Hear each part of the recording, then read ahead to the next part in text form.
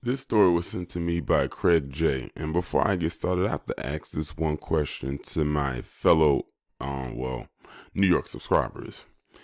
What in the world is going on in the water supply in New York right now? Because this is the second story that I have done within a week that has come out of New York involving somebody torturing their parents. First, you had that guy who pulled the Hannibal Lecter on his dad. Now you have this story where you have this man who literally hacked his mother to death. And what's even worse about it is this woman, according to this article, she was a survivor of the virus. That's crazy. She went through all of that with that virus and whatever probably illnesses she may have had over her life to meet her end at her own son, because he hacked her to death with a meat cleaver. Now, what you're seeing right here in this picture is her body when they recovered it, because they don't have a picture of her or her son up. But this is the picture from the scene when they went and got her body from the apartment. It says a New York City man allegedly murdered his 78-year-old mother with a meat cleaver and laid on top of her lifeless body when police arrived to their apartment. Authorities dispatched to a Queensboro apartment on Saturday morning after they received reports of an unconscious woman.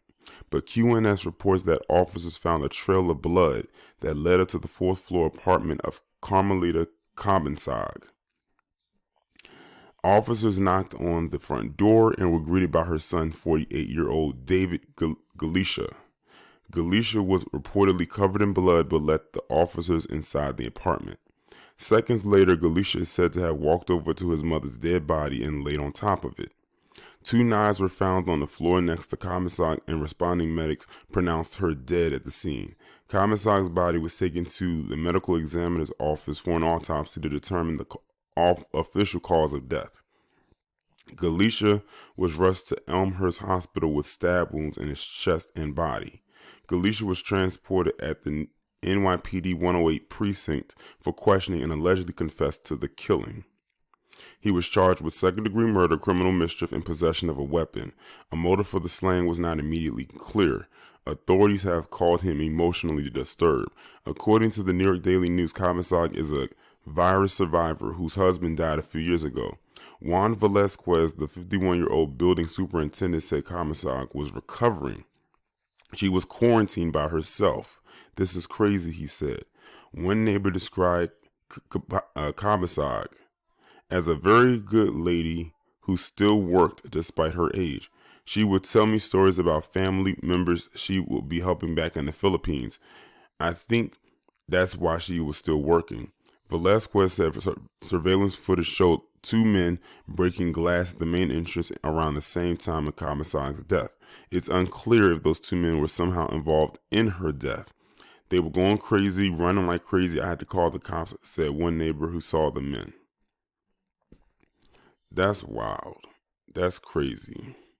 I don't know what's worse, the fact that her own son did this to his mother, or the fact that she was recovering from that virus and this is how she ends up dead.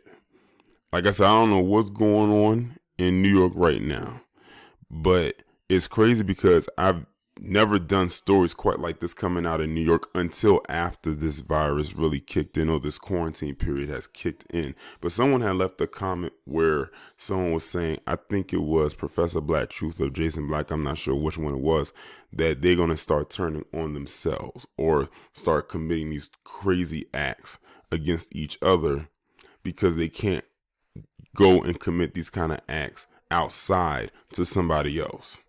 So, and then on top of that, I've heard an increase in domestic disputes within households between husbands and wives because they're cooped up in the house with each other longer than they'd like to be. It's not like they're on vacation where they want to enjoy each other's company. They're driving each other crazy in these moments. And then if they have kids, their kids are probably driving them up the wall too. But yeah, but for some reason, it's a lot of these crazy stories that's coming out of New York. First, you had the guy that wanted to eat his dad. Now you have this guy who cut up his mother. But y'all let me know what y'all think about this down in the comments. Like, share, subscribe. Follow me on Twitter if you haven't done so already. Have your notifications turned on. I'll talk to you in the next one.